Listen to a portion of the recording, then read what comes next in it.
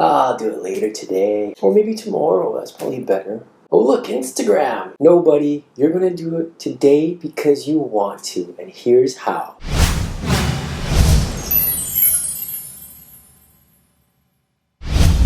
Hey guys, it's Brian back at you with another video, and today's question comes from Maria, who's 13. I believe she's in the 8th grade, and she asked me how to stop procrastinating.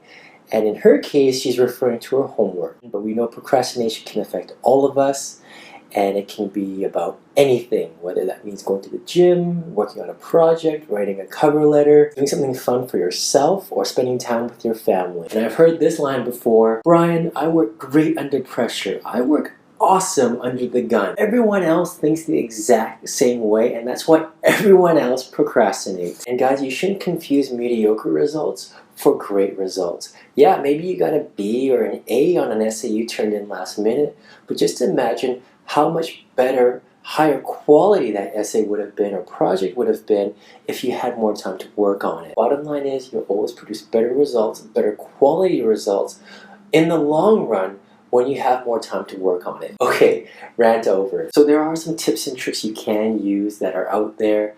For example, minimizing distractions or breaking your large task into smaller ones. Those are all things you can do, but procrastination really starts up here. That's right, in your mind. So really it's about shifting your frame of mind so that you want to get things done and you're more inclined to get moving. Think about all the stuff that you enjoy doing. The stuff that gets you up in the mornings, or things that make you want to work hard for. What's the single common denominator?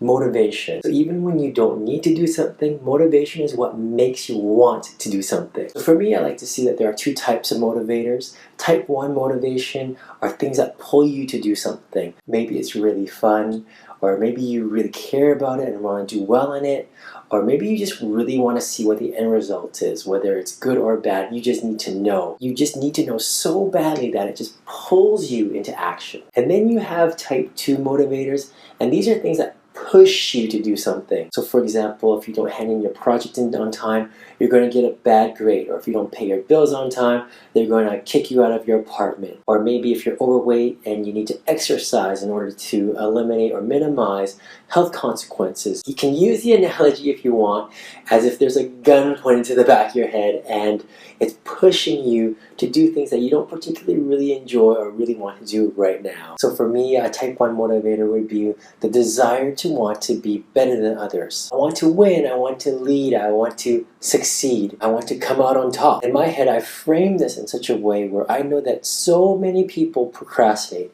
Everyone else procrastinates. So if all I do is not procrastinate, I'm already 3 steps ahead of everybody else. And the other motivator for me is future Brian, later in time in the future, who really appreciates present Brian for doing the stuff that I get done now.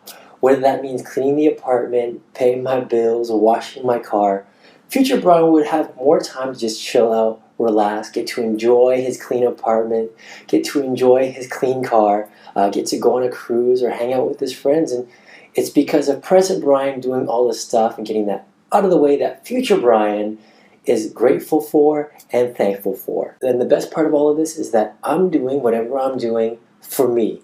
I'm not doing it for somebody else. In terms of a type 2 motivator, what I've done is I've framed procrastination as something toxic. I see procrastination as something that can easily seep into our lives unknowingly. It affects us in so many different ways across all different parts of our life, whether that's relationships, health, career, as well as your quality of life. And so when you procrastinate, I get this guilty feeling, this feeling of being kind of down from not having done what I need to get done. And you're just less inclined to want to get up and get moving. And so let's say you procrastinate. Now you have to play catch up, and now you're working against time, and you're juggling more than you're used to. And you're doing it all under pressure, and that's when things can slip up. You might make mistakes. Chances are pretty good you'll make mistakes.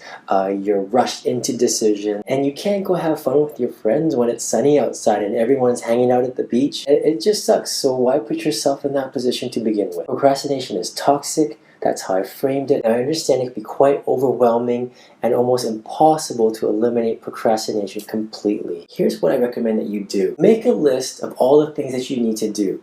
Now, of that, only choose 1 or 2 things that you must do. That gives you the biggest bang for your buck, that provides the biggest value, that is the most important thing you need to do by the end of the day. Now, there are going to be days that's just even more difficult to get things done. I've been there too after a really long and intense day of work. The last thing I want to do is drag myself to the gym. And in that case, what I do is I make a promise to myself. I say, hey, Brian, you're still going to go to the gym, but what you can do is ease up on your workout, maybe lower the intensity, or maybe just make it a cardio day. So I end up going, and either I just get a cardio session in, which is better than nothing, or by the time I hit the gym and I'm like 5 minutes into cardio, I feel pretty good again, and then I just end up working out with my regular routine. My advice is, if you're really having a bad day where you really don't want to do anything and you can't even do the top 1 or 2 things on your list, then just half-ass the 1 or 2 things on your list. There you go, guys. My tips on how to eliminate procrastination by reframing your mind and seeing procrastination differently. And hopefully that does help you to kind of get things going and cross all those items off your list. So if you have a question that you'd like me to answer in a future video, or if you want to work with me personally, go to my website, 101mentoring.com. If you like this video, please hit that like button. If you really enjoyed it, hit that share button. And don't forget to subscribe so you don't miss any future videos. Guys, thank you so much for watching, and I'll catch you next time.